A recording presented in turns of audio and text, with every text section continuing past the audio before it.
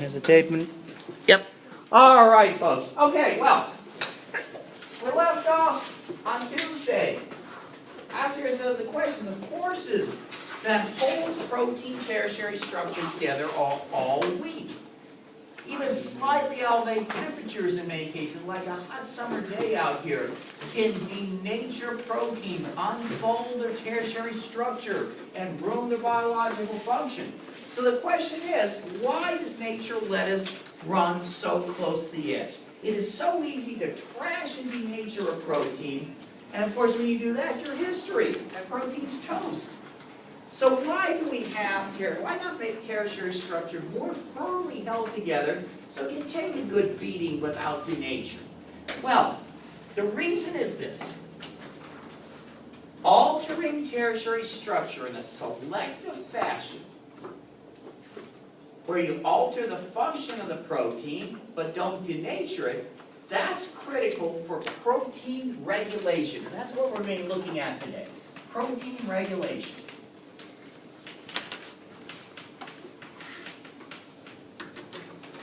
Protein regulation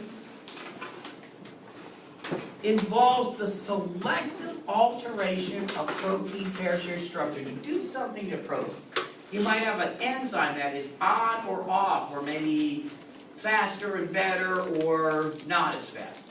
You may have a protein that can bind to DNA and regulate genes, and you want it active sometimes, inactive other times. Transport across membranes, these membrane transport proteins. You don't want them doing the transport all the time. You want them to do it only certain times. So all kinds of different things. And protein regulation is involving the selective alteration of protein tertiary structure.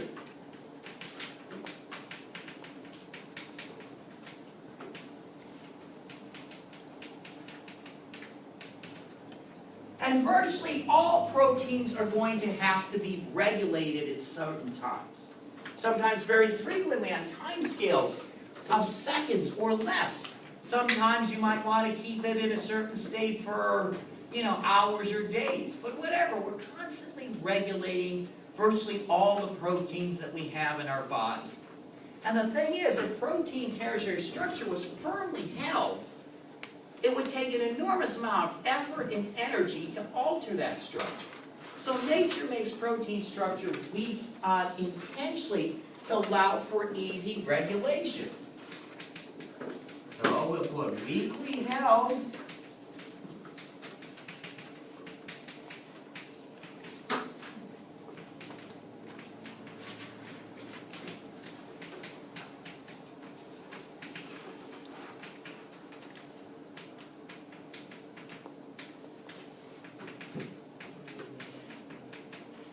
allows easy protein regulation without burning through huge amounts of energy to do that. Now, of course, the downside is that proteins are at the ragged edge of denaturation. So that's the downside. And conditions get a little bit funky, inside or out, then you're in serious trouble. Let's see, you are? Yeah. Okay, do you have a lab or do you turn one in?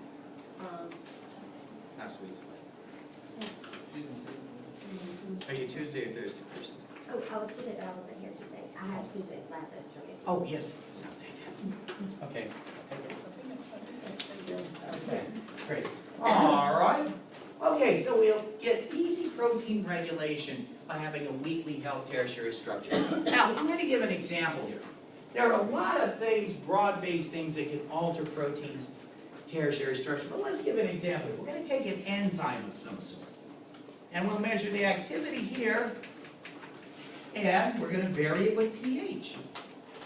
At a certain pH, and in most cases that's close to neutral, a little bit over 7 or so, because that's what the pH of most body fluids and inside the cells are, the enzyme is going to be at maximal activity. Now, you start changing the pH, what you're doing, you're adding, increasing or decreasing the concentration of H+, of hydrogen ions in the solution. And these ions are charged. So, you can imagine what charged ions, a whole bunch of charged ions, are going to do to things like charged amino acids. They may repel them, they may be pulling them in. So that can alter the protein's tertiary structure, and if it happens at the active site of the enzyme, what's going to happen is you start changing the pH, and the enzyme activity goes down.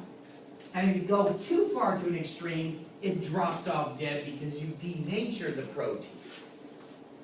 Now, different enzymes are going to, of course, have different pH optimum. As a matter of fact, later on in our final lab, we're going to actually do a pH activity curve of a particular enzyme. Now, some enzymes, most enzymes work best slightly more than neutral pH. But on the other hand, there's some enzymes like the protein digesting enzyme called pepsin, which is found in the stomach. Well, the stomach is extremely acidic. It's got a pH of about 1.5. And lo and behold, its activity is best at about pH 1.5. It's practically inactive at neutral pH. On the other hand, trypsin, a protein digesting enzyme that secreted in the small intestines, that has a pH optimum of about 8, which just happens to be about what the pH in your intestines are. Now you put that in acid, put that stuff in the stomach with all that acid around, that protein's going to denature on you. So each protein has a certain pH optimum, where it works best. Now, of course, the same thing can happen if you alter the salt concentration, because once again, you're dealing with ions. And you'll have certain proteins work best at certain ionic concentrations. Others don't work as well, and they don't work as well in others. Okay, well, that's one way of regulating protein, is gross changes in pH or what have you. And indeed, different proteins work best in different ionic concentrations. Different proteins work best at certain pH. Now, for the most part, there are a number of pH-regulated proteins in cells and in our bodies. But that's pretty much a shotgun approach to regulating proteins. Sometimes we get that. There are some proteins, for instance, they're stored in an acidic compartment. In other words, a membrane-bound organelle that has a lot of acid in it. And those enzymes are inactive under those conditions, but then, when they go to neutral pH, they activate. So we do have some pH-regulated proteins inside the cell. But for the most part, when we look at protein regulation, we're not going to do such a shotgun approach on things. Instead, we're going to selectively regulate a protein by binding some kind of molecule to the protein that will warp and alter its tertiary structure in a very specified fashion.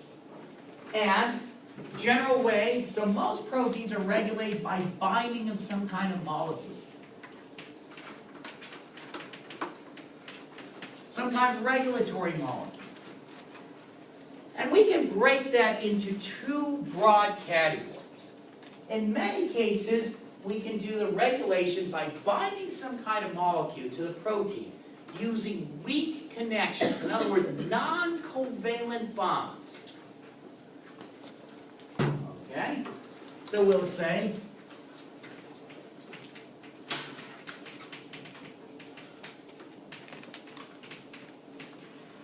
now, if you're going to attach a regulatory molecule with non-covalent bonds, that's a weak attraction. That's a weak attachment. So that means that that molecule isn't going to stay there very long. It's going to get shaken off the protein, fall off the protein, or whatever. So this kind of thing is best for short-term regulation, when you attach something non-covalently. And the second major method, we're going to look at these in more detail. The second major method is where we actually attach a regulator, some kind of regulatory molecule, by covalent bonds. Covalent, and we call this covalent modification.